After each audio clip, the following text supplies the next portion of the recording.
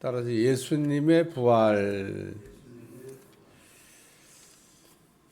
오늘 15장 1절에 보면 내가 너에게 전한 복음을 너에게 알게 한다 이러면서 그 복음에 관한 이야기를 다루고 있는데, 복음의 핵심 내용은 예수님이 죽으셨다가 예수님이 다시 살아나셨다라고 하는 말씀입니다.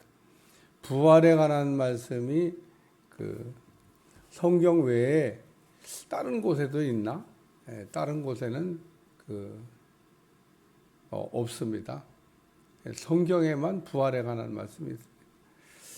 부활에 관한 말씀을 그래서 우리가 좀 잘 이렇게 생각해 봐야 되는데, 부활에 관한 말씀을 이렇게 생각할 때, 딴 데도 어디 있나?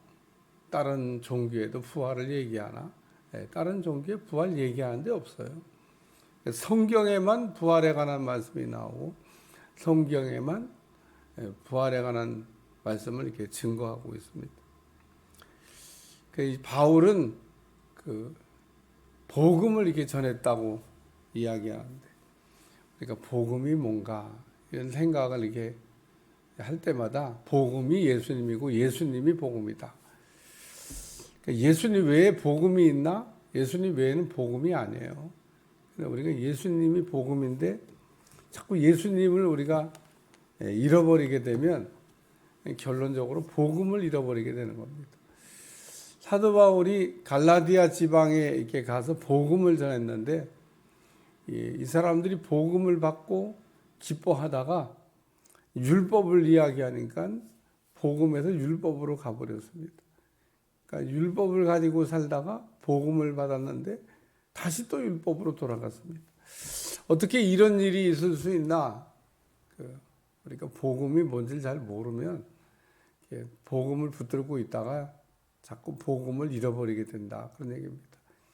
예수님의 부모님들이 12살 때 유월절을 지키기 위해서 예루살렘에 올라갔는데, 예루살렘에 올라가서 집으로 돌아갈 때 예수님이 없는 것도 모르고 그냥 한참 가다 보니까 이 아들이 없어진 겁니다. 그래서 아들을 찾아가지고 예루살렘까지 와서 예수님을 이렇게 찾아가지고 다시 집으로 갔다, 그런 말씀이 성경에 나옵니다. 왜 예수님의 부모가 예수님을 잃어버렸을까? 다 큰애가 뭐 잘 따라오겠지 뭐 그러고 생각했는데, 예수님은 이제 부모들과 같이 가고 있었던 게 아닙니다.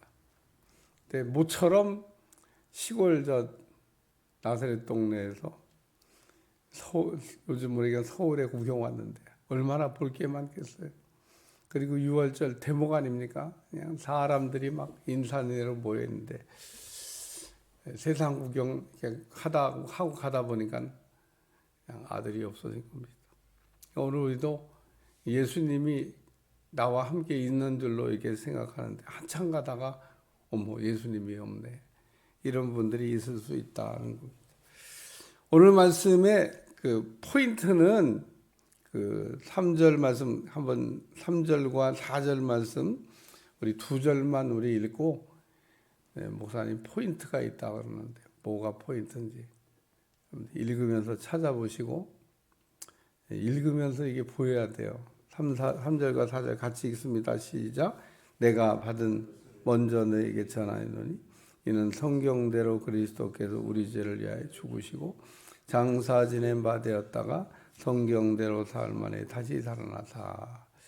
찾으셨죠? 핵심 포인트. 여기 2번 똑같은 말이 반복되어 나오는데, 바울이 복음을 전하면서 성경대로라는 얘기를 말씀하고 있습니다.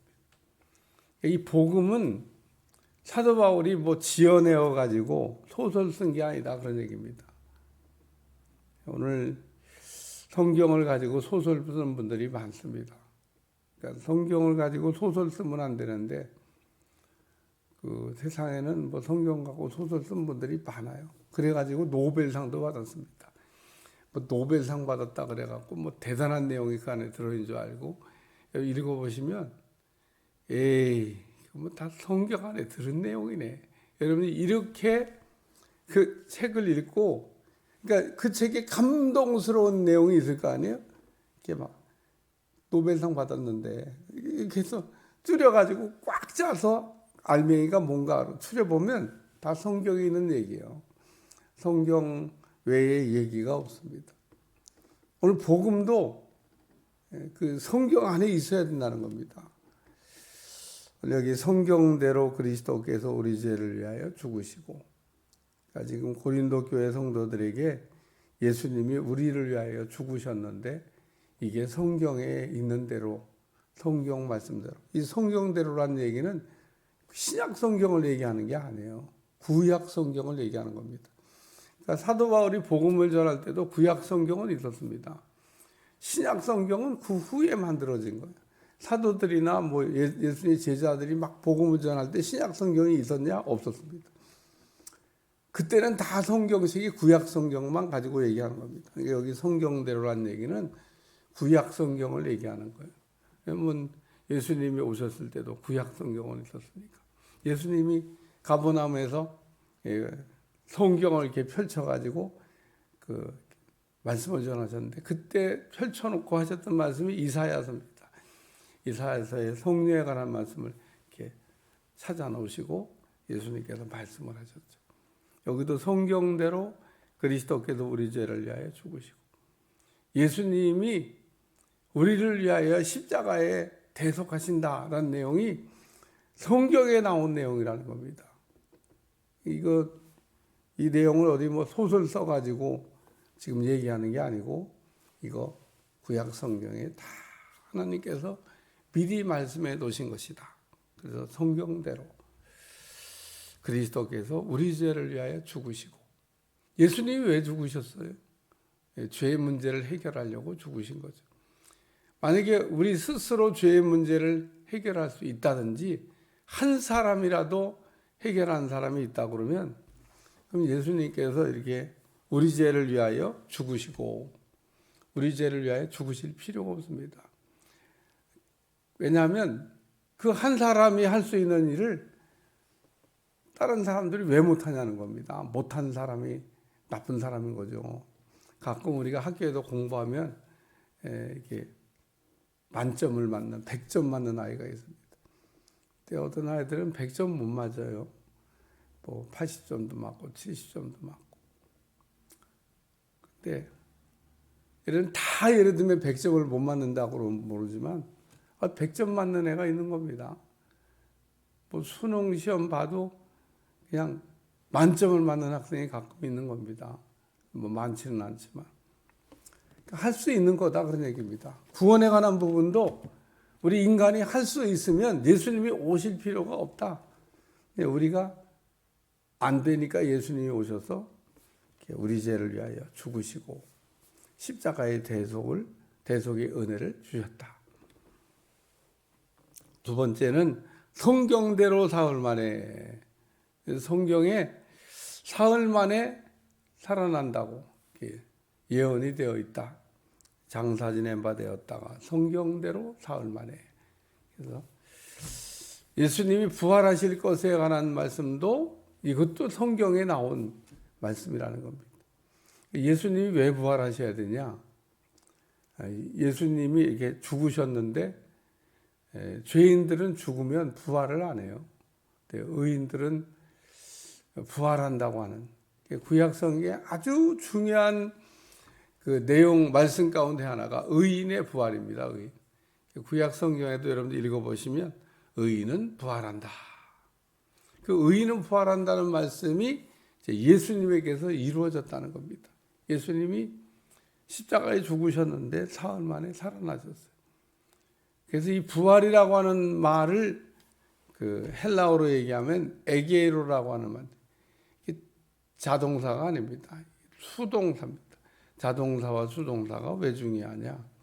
자동사는 자기 스스로 일어났다는 얘기고 수동사는 일으킴을 받았다는 얘기인데 오늘 부활이라는 말은 일으킴을 받았다라고 하는 뜻입니다. 왜 하나님이 일으켜 주셨냐? 죄가 없으시기 때문에 우리 죄를 위하여 죽으셨지만 예수님은 죄가 없으시다고 하는 말씀을 이렇게 지금 하고 있는 겁니다. 그래서 예수님의 십자가의 대속이 예를 들면 대속이 되는 겁니다. 만약에 죄인이 죄인을 대속했다 그러면 대속이 안 되는 거예요.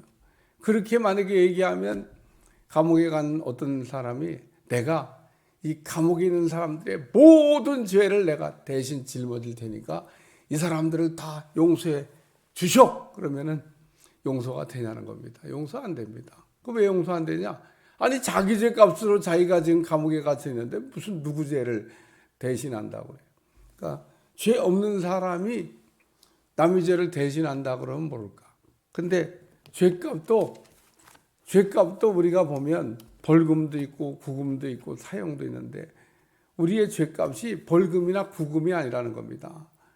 만약에 뭐 벌금이면 벌금을 내가 다 물겠어 그러면 해결되는 거고, 뭐 갇힌 거라 그러면 내가 그 기간 동안 내가 갇혀 있겠어 하면 되지만, 문제는 이게 사형에 해당돼서 죽어야 된다는 겁니다. 사람의 생명이 하나밖에 없는데 죽어야 될 사람들의 모든 것을 대속할 수가 없다는 겁니다. 그래서 우리 주님이 죄가 없이 이 땅에 오셔서 우리의 죽어야 될 죄를 대신 짊어지시고 죽으셨는데, 예수님은 결론 죄가 없으시기 때문에 하나님이 이렇게 일으켜 주셨다. 이게 부활입니다. 그리고 이 부활은 실제라는 겁니다. 부활이 무슨 이게 소설 쓴 게 아니다 라는 얘기를 하면서 계속 보이시고 내게도 보이셨다. 그래서 본 사람들에 대한 얘기를 이렇게 다루고 있습니다. 게바도 받고, 12제자도 받고, 500의 형제도 일시에 받고, 또 이 본 사람들이 다수가 지금 살아있다. 그리고 야고보도 받고, 그 외에 모든 사도도 받고, 마지막으로 만삭되지 못하여 난자가던 내게도 보이셨느니라. 나도 봤다는 겁니다. 그래서 사도 바울이 예수님의 부활을 이렇게 봤다. 부활하신 주님을 만났잖아요. 오늘도 우리가 이렇게 보지 않고도 예수님의 부활하심을 이렇게 믿는 사람, 복이 있다고 그러셨습니다. 오늘도 예수님의 부활을 믿으면 우리도 예수님처럼 부활하게 되는 은혜가 임하게 될 줄로 믿습니다. 그래서 오늘 부활에 관한 말씀을 우리 주님이 나사로의 집에 가서도 얘기하셨는데, 우리는 늘 이렇게 신앙생활하면서 놓치지 말아야 될 게, 다른 거 다 우리가 놓쳐도 예수님의 십자가와 예수님의 부활, 이 복음으로 우리가 무장하고, 그리고 복음 안에서 승리하는 여러분들이 되시기를 축원합니다. 기도하겠습니다. 하나님, 오늘도 예수님이 부활하셨다고 하는, 예수님이 다시 살아나셨다고 하는 이 부활에 관한 말씀이 우리에게 은혜가 될 수 있도록 축복해 주시고, 나의 부활이 되게 도와주시고, 예수님의 부활이 내 안에서 날마다 살아 역사할 수 있도록 축복해 주옵소서. 예수님의 이름으로 기도합나이다. 아멘.